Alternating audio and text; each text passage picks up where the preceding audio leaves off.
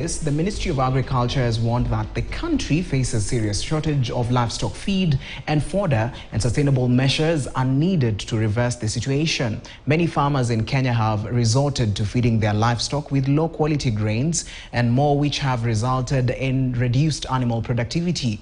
Now, it is against this background that John Carrier of Maximum Milk Production Solution Africa Limited has sought to grow a super Napier grass variety known as pakchong 1 that is not just drought and flood resistant but also nutritious and palatable to a wide range of livestock. Now, reporter Paul Diongo with more. One of the biggest challenges that most livestock farmers face, if not all, is the cost of feeds. And not just the cost of feeds, but the quality of those feeds. Today, we are in Kiambu County, focusing on a new variety of Napier grass. And to tell us more about it, we are going to welcome John from Maximum Milk Production Solutions Africa. Yes. Hi John, how are you? I'm fine. Actually, our farm is a supermarket. So you'll get a variety of crops, high quality. You'll get super K vines, you'll get super Napier grass, you'll get Siabaza grass, you'll get Kikuyu grass. Let's talk about this super Napier grass. Why do you call it super? Why is it super? What qualities are making it that super? It is super because of, first of all, the biomass. It produces up to 200 tons per acre per year. It has also very high growth rate. Within 45 to 60 days, you harvest. When you talk about biomass, kindly, what is biomass? Biomass is what you get from the harvesting of that crop. Right. If you compare this one and the ordinary Napier that all of us know, you'll see the difference. One stem like this will give you a very big stem. We shall see one there. We shall see one there. Yes. So that is what we are talking about. Yeah. The other thing is the palatability and handling. This Napier grass does not have the hairs that sting. Yes. And why? Is it the way it's been? It was developed in Thailand by crossing elephant Napier grass and African elephant Napier grass, by the way, with the palm millet. That gave it the wide leaves that it has. You also find that it has very smooth leaves and stems. It only has some hairs between the leaf and the stem, actually. All right. Yeah. Then harvesting, you do 6 to 8 times a year. The ordinary one used to do 3 times. Yes. So throughout the year, and you'll be harvesting either in cold areas, hot areas. Like here is a semi-arid area, Thika East. And if you see, our farms are very, very green.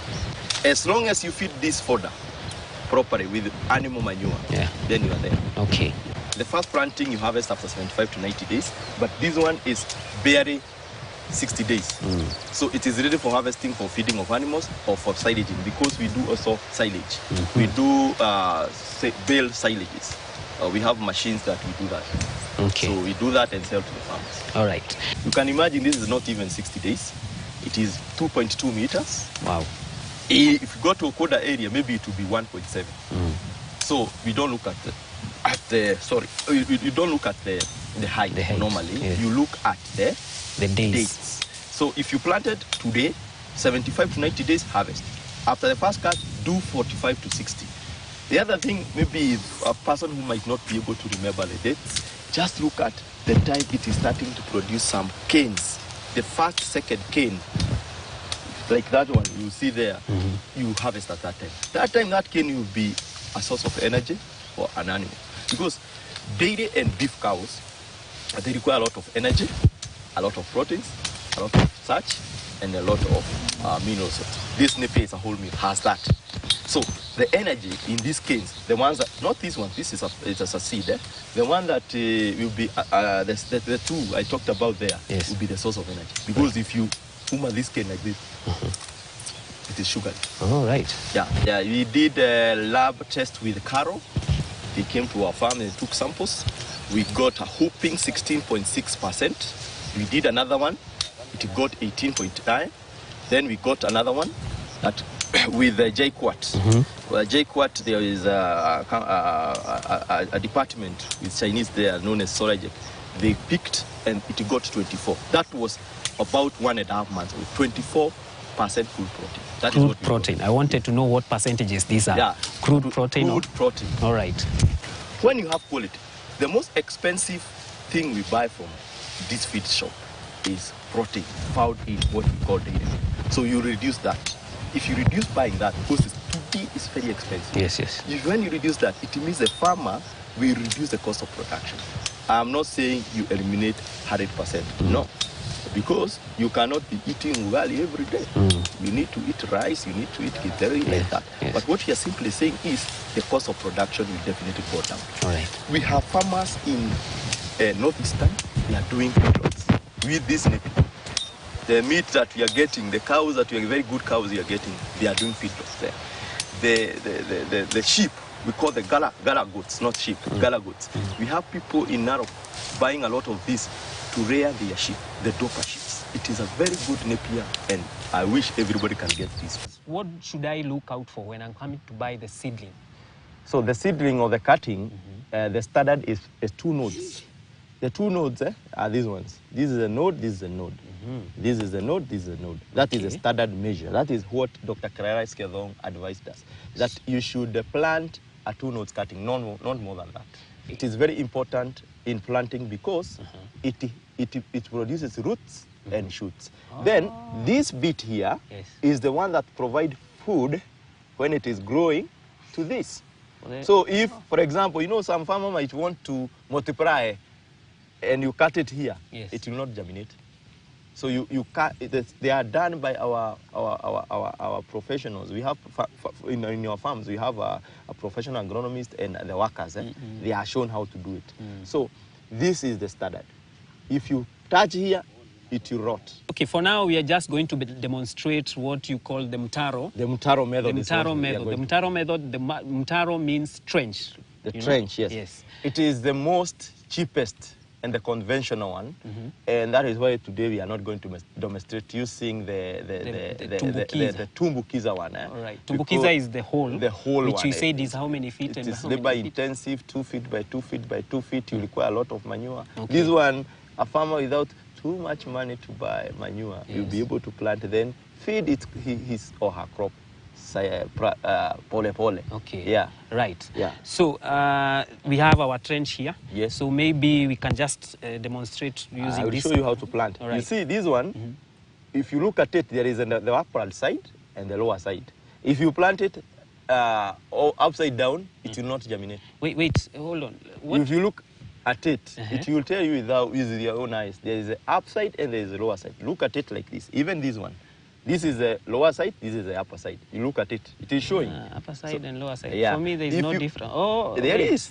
There is. There is. This You can see even this shoot is looking up. This. So if you plant the other way like this, it will not germinate. Oh. And if it germinates, you are very lucky. I can remember there's a farmer who bought and planted upside down. He said, yeah, as he may. But we went there, we sent a team, and he was assisted. Good. So basically, let me show you how we plant. Yeah. This lower part will be buried. You bury like that up to that point. So the second node is left up, touching the ground. This is about an angle of 25 degrees, left like that. When you leave it like this side should touch the soil like that. When you plant like that, you have done it perfectly. Okay. Yep.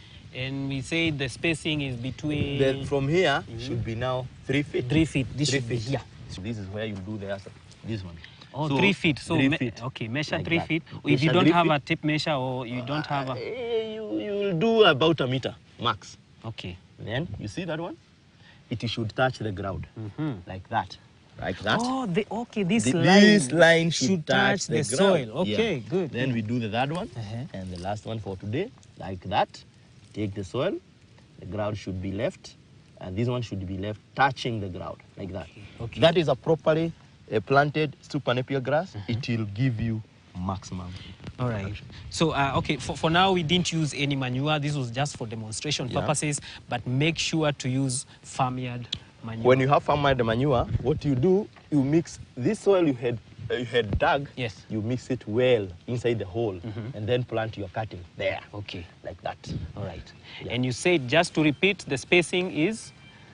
3 by 3 feet. 3 feet apart, 3 feet between the plants. The stems. cuttings. Yes. This is a product of this one only. Yeah. So if you didn't give it enough, these are like almost how many tillers? 1, 2. Can we try to count? Oh, these are you can't count. It's more than 200 tillers. From only one This is why we are saying From there is no other grass in the world that is more vegetative than Super Napier. Look at this. See? That's And a then lot. very easy for handling. And this is just how many days old? This is 60 days, 60 days. since we cut. Right. So you can see this. If you don't leave enough space for it to expand, you'll be having problems. So I can also hug it. You say that You can hug it. Gonna sting me, right? Yeah, no stinging here. I'm going to have a problem, sorry. I hope not today. So. Yeah. Very smooth leaves, you can see. Yes, I can see they're Yeah. very smooth. The best Napier grass. Actually, it is dubbed as the king of all Napier grasses in the world. For KTN News, I'm Paul Thiongo.